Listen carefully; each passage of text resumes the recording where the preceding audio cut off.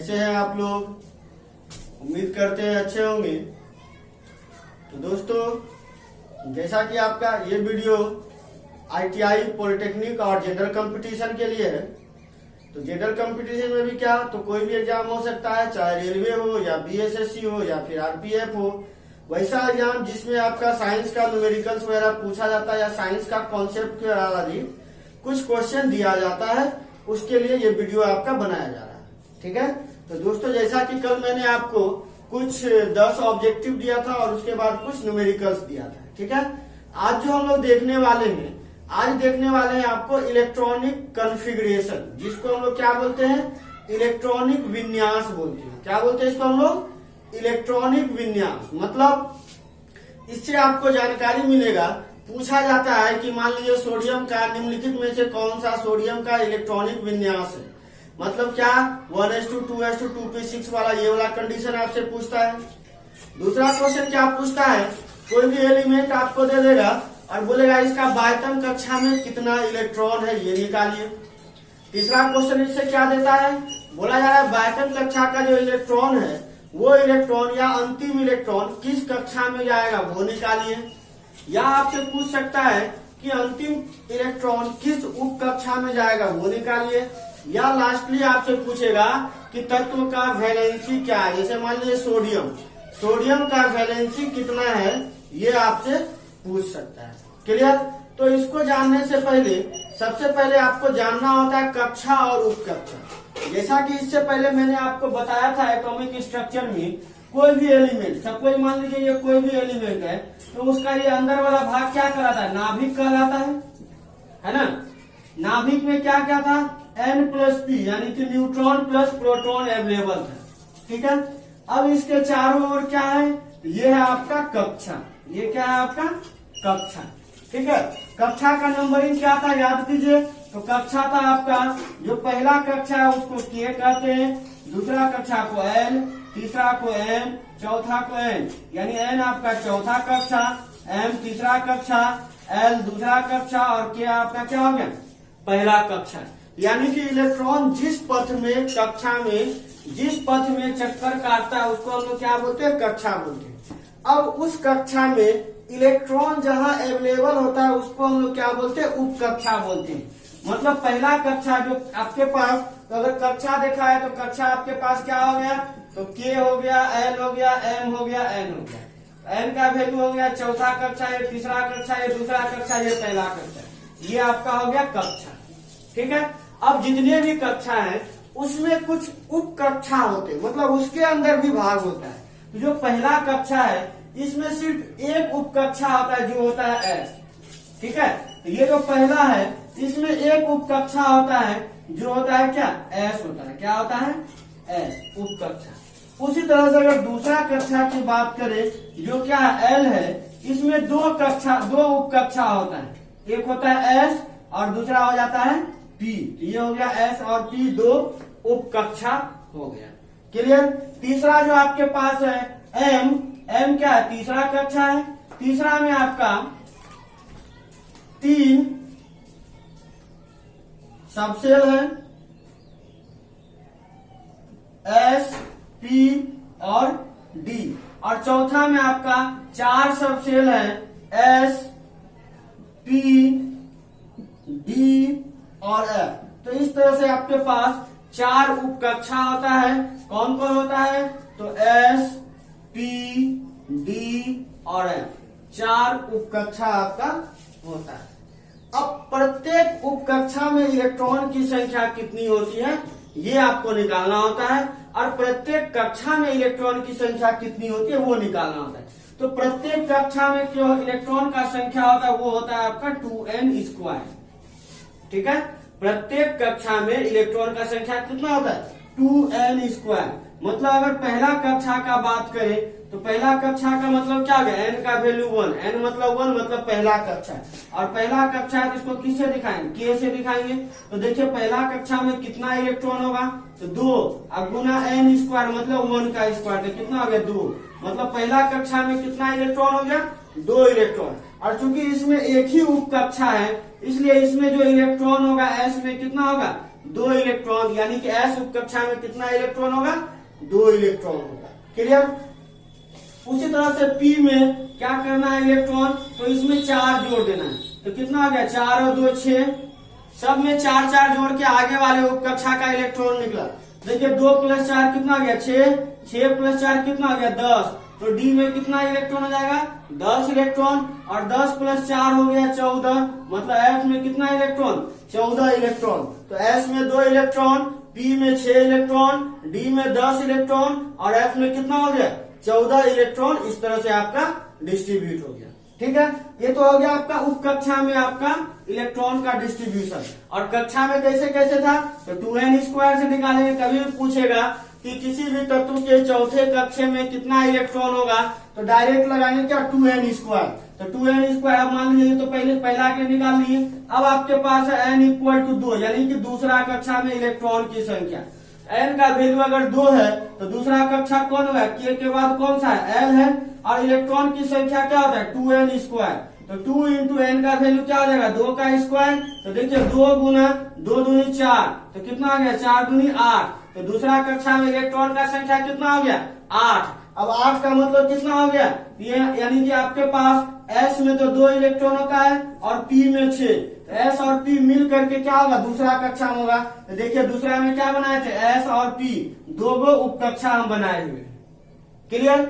अब चलते हैं तीसरा कक्षा में, यानी कि n का वैल्यू क्या करेंगे हम? 3 ले लेंगे तीसरा कक्षा के। देखिए क्या हो जाता है, तीसरा कक्षा में क्या दिखा है? SPD, 3 वो सबसेल दिखा है। तो देख लीजिए तीसरा कक्षा, तीसरा कक्षा मतलब n का मतलब 3, और तीसरा कक्षा क्या है? KLM, यानी कि m कक्षा। अब इसमें कितना उप कक्षा होगा, तो इसमें कौन कौन उप कक्षा, कितना इलेक्ट्रॉन होगा? पहले ये दीजिए, पहले इलेक्ट्रॉन का संख्या निकालिए। तो क्या हो जाएगा? 2n², 2 × 3 का स्क्वायर कितना हो गया? 3 तिहाई 9, 9 दूनी 18। तो तीसरा अगर बात करें हम लोग तीसरा कक्षा की, तो तीसरा कक्षा में कितना इलेक्ट्रॉन हो जाएगा? 18 इलेक्ट्रॉन। तो देखिए पहला में 2 इलेक्ट्रॉन, दूसरा में 8 इलेक्ट्रॉन, तीसरा में कितना हो गया? 18 इलेक्ट्रॉन। क्लियर ना? अब चलते हैं चौथा कक्षा में। चौथा कक्षा का मतलब n का मतलब हो गया 4, और n का मतलब 4 हो गया, तो KLMN, ये कौन सा कक्षा हो जाएगा? n कक्षा हो जाएगा। इलेक्ट्रॉन की संख्या निकाले क्या हो जाएगा? 2n², मतलब 2 × 4 का स्क्वायर, 4 × 16, 16 दूनी 32। तो चौथा कक्षा में कितना इलेक्ट्रॉन? 32 इलेक्ट्रॉन। तो फाइनली आपके पास इलेक्ट्रॉन की संख्या कितना हो जाएगा? 2, 8, 18, 32। इतना हो गया इलेक्ट्रॉन की संख्या किसमें? पहला कक्षा, दूसरा कक्षा, तीसरा कक्षा और चौथा कक्षा में। अब देखिए आपको चाहिए 2 इलेक्ट्रॉन पहला कक्षा में, तो सिर्फ s से काम चल जाएगा।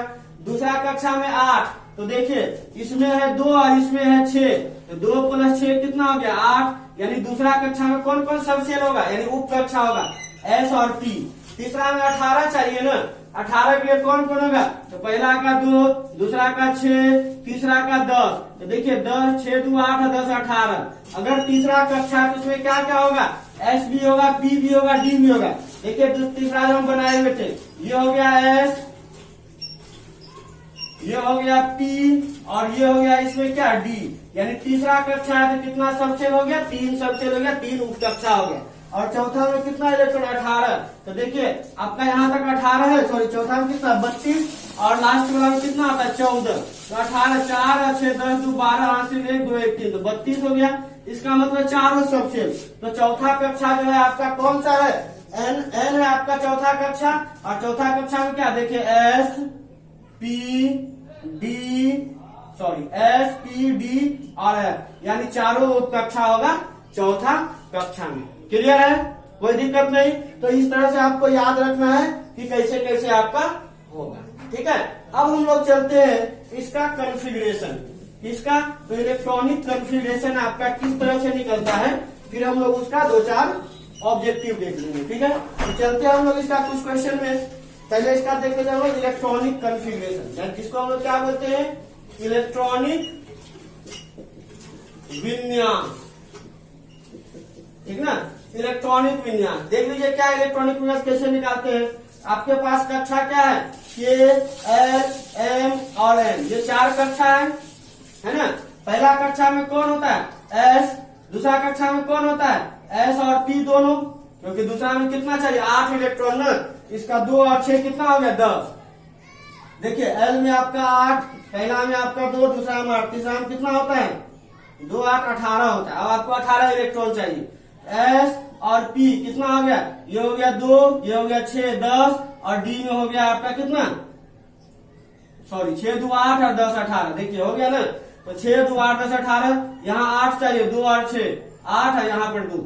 क्लियर। अब तीसरा एन का मतलब कितना 32, तो यहाँ एस पी डी और एफ सब लिखना पड़ेगा। एस का मतलब कितना 2, पी का मतलब 6, डी का मतलब 10, एफ का मतलब 14। देखिए 2 और 6 8 8 10 18 18 14 क्या हो गया 32। तो फाइनली इस तरह से आप लिख दीजिएगा, तो कॉन्फ़िगरेशन आप आसानी से निकाल सकते हैं। अब हम लोग क्या करेंगे, यहां से एरो मारिए ऐसे करके, देखिए ये क्लियर है।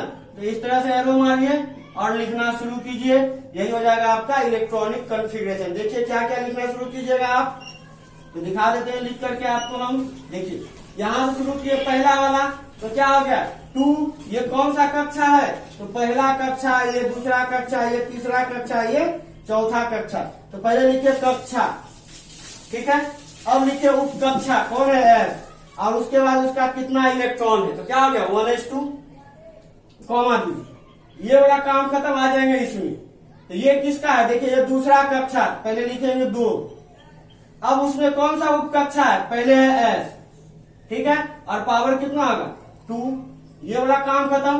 तीसरा नंबर 3 में आइए, पहले कौन आ रहा है 3 आ रहा है, और पी किसमें है दूसरा कक्षा में ने, तो 2p, और 3 में कितना इलेक्ट्रॉन होता है 6 इलेक्ट्रॉन, ये हो गया 6 इलेक्ट्रॉन। देखिए तीर के अनुसार चलते हैं, पहला तीर खत्म, दूसरा खत्म, तीसरा में आ रहा है, यहाँ ये वाला आ गया। अब किसमें आएंगे एस में, एस किसका है तीसरा का, तो 3s2। क्लियर है ना, इस तरह लिख दिए। उसी तरह से मान लीजिए यहाँ आएंगे, तो देखिए यहाँ पहले कौन मिला 6 किसका है तीसरा का, तो 3p6, और आगे बढ़ेंगे क्या हो जाएगा 4s2। इस तरह से आप क्या कर सकते हैं, इलेक्ट्रॉनिक कॉन्फ़िगरेशन कोई भी एलिमेंट का निकाल सकते हैं। लेकिन एक और कंडीशन है कि आपको याद रखना पड़ेगा विभिन्न प्रकार के तत्वों के परमाणु संख्या, क्योंकि संख्या याद रहेगा तभी आप इसको आसानी से निकाल सकते हैं। क्लियर यहाँ पर। तो देखिए आप इसको कुछ हद तक याद भी रख सकते हैं, 20 25 30 तक याद रखे। जैसे देखिए 1s2 2s2 2p6 3s2 3p6 4s2। Next कीजिएगा, तो नेक्स्ट आपका क्या आ जाएगा, देखिए नेक्स्ट ये आ रहा है ना 3d10। यहाँ तक याद रखिए, इतना आपको नहीं करना पड़ेगा, डायरेक्ट तो प्रोसेस हम बता दिए, लेकिन यहाँ तक याद है तो आपका एग्जाम में इससे ही काम चल जाएगा। देखिए क्या है, यहाँ देखिए 2 इलेक्ट्रॉन 4 इलेक्ट्रॉन 6 इलेक्ट्रॉन 10 2 12 12 6 18 18 2 20 और 20 10 30। यानी अगर 30 तक परमाणु संख्या आपको याद है तो उसका आप इलेक्ट्रॉनिक विन्यास आसानी से इस प्रकार निकाल सकते हैं। अगर आगे रहेगा तो आगे भी इसी प्रोसेस से आपको क्या करना है, आगे निकालना है। लेकिन आपको इतना याद रखना है 1s2 2s2 2p6 3s2 3p6 4s2 3d10, इतना आपको याद रखना है। क्लियर। चलते हैं कुछ एग्जाम्पल पर। जैसे देखिए आपके पास एक एलिमेंट है सोडियम, ठीक है। जैसे आपके पास है एक एलिमेंट सोडियम, आपसे पूछा गया है सोडियम का परमाणु संख्या क्या है, तो तुरंत हम बता देंगे, ये तो याद ही होना चाहिए। सोडियम का परमाणु संख्या कितना है 11। अब बोलेगा सोडियम के बायतम कक्षा में कितना इलेक्ट्रॉन है, तो कितना इलेक्ट्रॉन है ये निकालने के लिए क्या करेंगे हम लोग, इलेक्ट्रॉनिक विन्यास लिखेंगे, ठीक है। या पूछा जाएगा सोडियम जो है, सोडियम का अंतिम इलेक्ट्रॉन किस कक्षा में जा रहा है, किस उप कक्षा में जा रहा है, ये सारा क्वेश्चन आपसे पूछा जा सकता है। तो सबसे पहले हम लिखते हैं इलेक्ट्रॉनिक कॉन्फ़िगरेशन, इलेक्ट्रॉनिक विन्यास। तो क्या लिखेंगे, जैसे बताए थे 1s2 2s2 2p6 3s2 3p6, यहाँ तक लिखे। यहाँ तक नहीं, कम ही लिखना है, आपको काउंटिंग करना शुरू से। देखिए पहला में कितना इलेक्ट्रॉन 2 इलेक्ट्रॉन, दूसरा में 2, तो 2 और 2 4, यहाँ पर 6 10 और यहाँ पर 2 12। आपको चाहिए कितना इलेक्ट्रॉन 11 इलेक्ट्रॉन न, तो इसका कोई काम नहीं है आपका। क्लियर। देखिए ये 2 इलेक्ट्रॉन 4 और 6 10 10 2 12 इलेक्ट्रॉन यहाँ तक हो गया, आपको 11 ही चाहिए था, यहाँ पर लिख दिए। अब एक ज्यादा हो गया, तो जो बाहरी कक्षा है उससे आप हटा दीजिए, तो क्या हो गया, सिर्फ 1 हो गया। यहाँ पर कितना आ गया, 1। अब देखिए 2 और 2 4 6 10 और 10 1 11।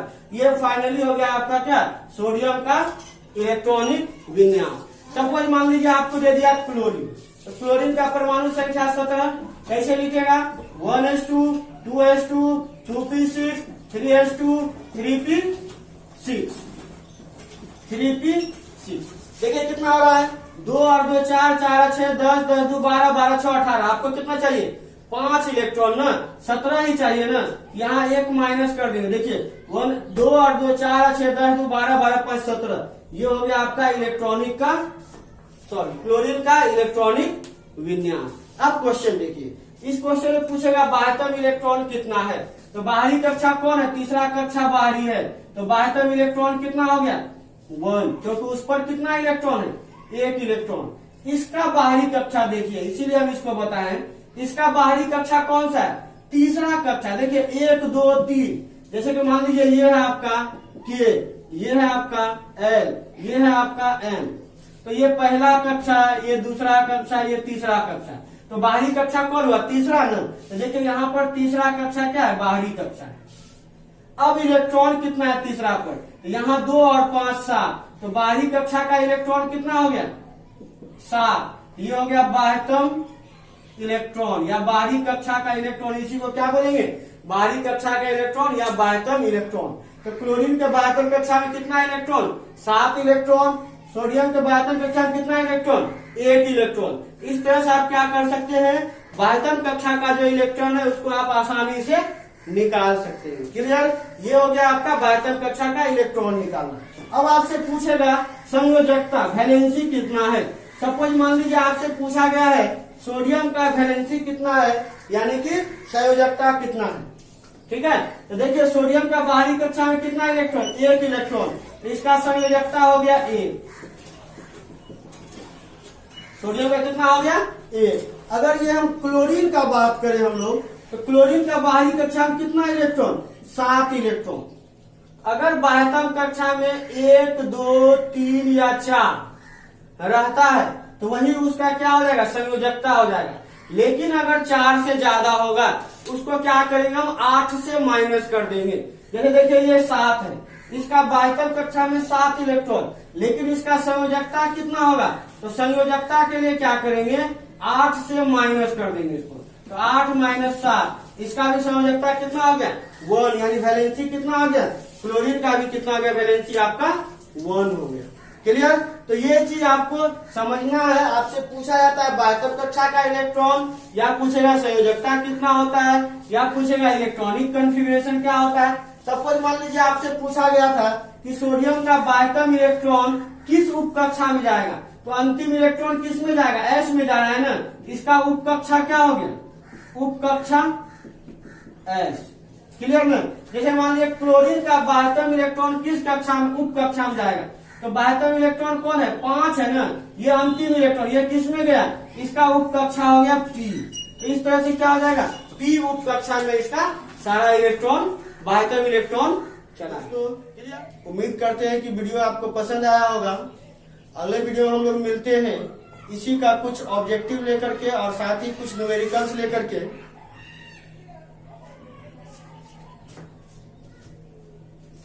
तो दोस्तों उम्मीद करते हैं कि वीडियो आपको पसंद आया होगा। तो अगले वीडियो में मिलते हैं इसी का कुछ ऑब्जेक्टिव लेकर के, जो इससे ऑब्जेक्टिव है और जो किसी एग्जाम में पूछा गया है या फिर पूछने की संभावना है, उसका इम्पोर्टेंट ऑब्जेक्टिव लेकर के हम आएंगे और सारे कॉन्सेप्ट को क्लियर करते हुए आगे की तरफ हम लोग बढ़ेंगे। ठीक है, तो अगर आप हमारे चैनल पे नए हैं तो अभी का अभी चैनल को सब्सक्राइब कर ले और उसके बगल में जो बेल आइकन है उसे जरूर दबाएं, ताकि आगे आने वाले वीडियो का नोटिफिकेशन आपको समय से मिल सके। और साथ ही अगर दोस्तों आप हमारे चैनल पे पहले से जुड़े हुए हैं तो वीडियो के लिंक को अपने दोस्तों को व्हाट्सएप, फेसबुक या ट्विटर के माध्यम से जरूर शेयर करें, ताकि उन्हें भी वीडियो मिल सके। धन्यवाद।